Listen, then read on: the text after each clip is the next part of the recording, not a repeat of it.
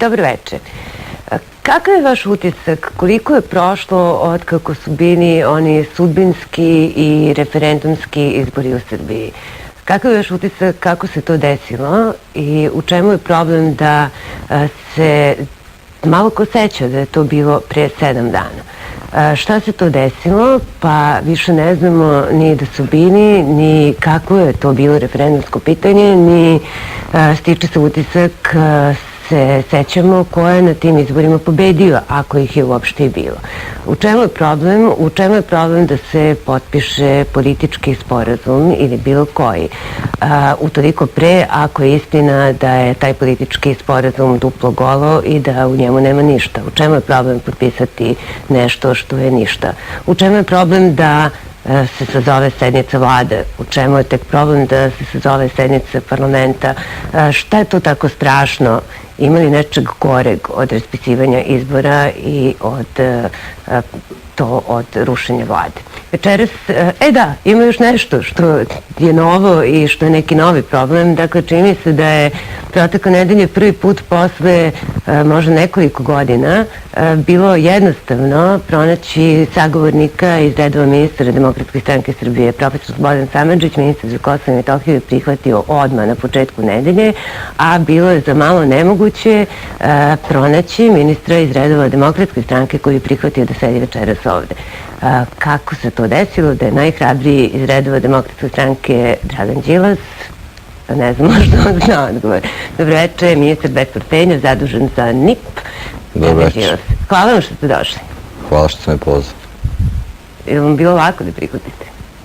Pa nije bio problem da prihvatim. Znam da je bilo problema da se dođe do gosta od strane Demokratske stranke, ali što je trebao da bude prvo profesor Mićunović, pa je on otkazao jer je bio sprečen, onda je to dosta nezgodno u 24 sata naći nekog novog koji bi se tu pojavio, ali evo ja večeras ću pokušati da ga zamenim na adekvatan način.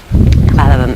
I prvo pitanje, evo za vas, dakle poslednja vest koju imamo i vidim da se danas analitičari i javnost bavi time, a to su najavljeni razgovori premijera, predsjednika i predsjednika Skupštine za sutra i svi se bave tim procenama čemu smo bliži, izborima ili kompromisu. Kako je vaša procena? Moja procena je da smo bliži izborima. To je moja procena zato što postoji jedan jako veliki problem koji se postavio između dve stranke u koalicionoj vladi, a to je praktično odnos prema Kosovu i Metohiji. Taj problem se tako ne izgleda da liči na čisti odnos prema Kosovu i Metohiji, ali jeste posredovan temom sporazuma, političkog sporazuma koje je ponudila Evropska unija. Jedna strana u vladi, ona koju zastupaju ministri iz DS-a, smatraju da taj sporazum treba potpisati, a druga strana smatra da ne treba. Izgleda kao da je trivialan problem. Kao što ste vi na početku rekli, sporazum je ništa, pa zašto ga ne potpisati? Naime, taj sporazum nije ništa u tom pogledu, on je ništa po svom sadržaju. Inače je to jedno veliko iskušenje za vladu.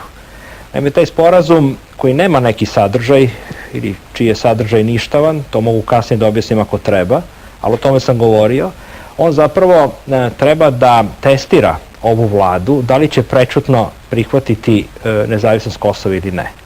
Na koji način? Tako što je Evropska unija već odlučila da pošalje misiju na Kosovo i Metohiju. Ta misija jeste zapravo deo Ahtisarijevog plana koji se zalaže za nezavisnost. I ta misija jeste u funkciji nezavisnosti, što više to je prvi potez koji u redu tog scenarija treba da se povuče. U isto vreme, Srbija treba da potpiše jedan politički sporazum sa Unijom koja otvara proces nezavisnosti Kosova. I to deluje ne kao iskušenje, nego po mom ličnom mišljenju kao provokacija za Srbiju.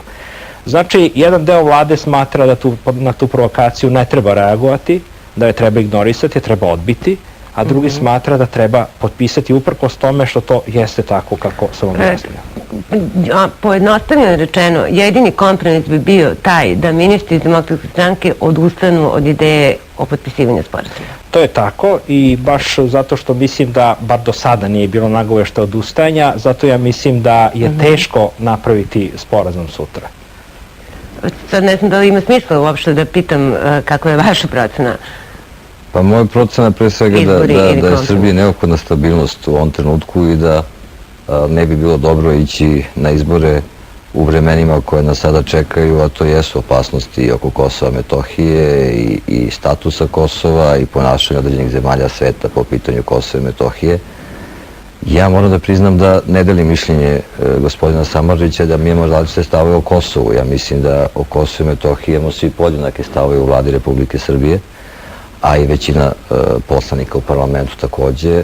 To je jedinstvena politika koje su pravili i predsjednik i premijer i koja se sprovodi, a to je da Kosovo i Metohija ne mogu biti nezavisni, da su oni sastavni deo Srbije i da je posao svih nas koji smo u vladi da se za to borimo.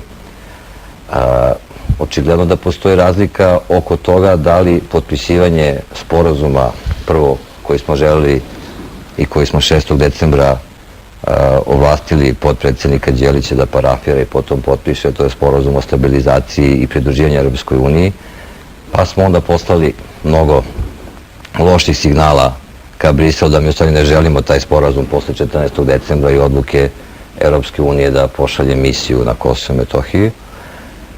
Ostali smo bez te ponude, ostali smo i zbog toga, a i zbog toga što postoje zemlje u Evropi, pre svega Holandija, koja smatra da ne sarađujemo dovoljno sa Haškim tribunalom i zbog toga nam to nije ponuđeno. Evropa nam je umjesto toga pred same izbore ponudila jedan politički sporazum za koga ne bih rekao baš da je duplo golo, ali je naravno mnogo manje od onoga što je bilo sporazum o pridruživanju i stabilizaciji, ali opet koji ima neke svoje kvalitete, jer se pominje naša kandidatura za Europsku uniju, jer se pominje ukidanje viza, jer se pominju putovanja naših studenta, jer se pominje da je Srbija treba da bude garant stabilnosti Balkana i ovog regiona i tako dalje i tako dalje. I ponudila ga je pre izbora. U stvari ponudila je građanima Srbije da ukoliko na izborima pobedi proevropska opcija, onda potpišemo, idemo dalje u europske integracije, ako ne pobedi, onda tog potpisivanja ne bi bilo.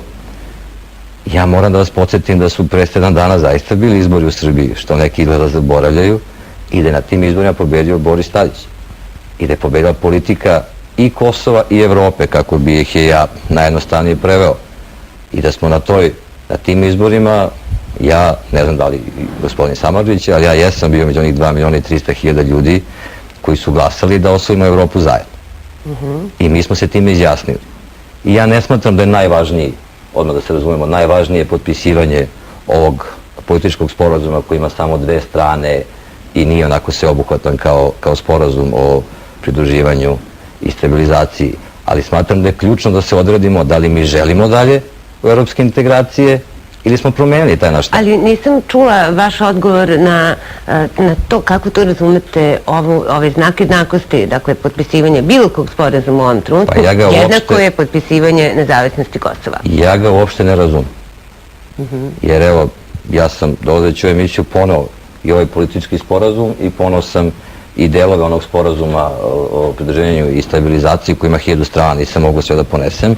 On je tu i ja bih volio da mi gospodin Samardžić kaže koja to rečenica u ovim sporazumima kaže da će potpisivanjem tako nečega smo mi prihvatili nezavisnost Kosova i Metohije. Ja to tu ne vidim. Ja tu vidim sasvim drugu stvar. I neću još dugo, prepustit ću naravno da i gospodin Samardžić kaže svoje stvar. A verujem da to zanima i građane. Ja tu samo vidim ključne stvari koje su neophodne za Srbiju. Vidim rezoluciju 1244, koja je za nas mnogo važna, jer ona je taj garant. Vidim pre toga jedan uspeh ove vlade i premijera i predsjednika i svih nas i pregovaračkog tima koji je bio i deo gospodin Samardžić i vodio ga, da u Savetu bezbednosti danas imamo situaciju da Kosovo i Metohija ne mogu biti nezavisna država. Ja mislim da to je uspeh svih oni koji se bave politikom u ovoj zemlji i vode ovu državu. Pre 2 godine ili pre više, mnogi su bili skloni tome da očekuju da će to biti glatko priznanje zlata. Mi danas imamo ne samo zbog, tu će se mislim i gospodin Samardžić složiti, ne samo zbog veta Rusije, nego zbog toga što većina zemalja danas članica Saveta bezbednosti neće da prihvati nezavisnost Kosova. Znači, to je nešto što smo uspeli.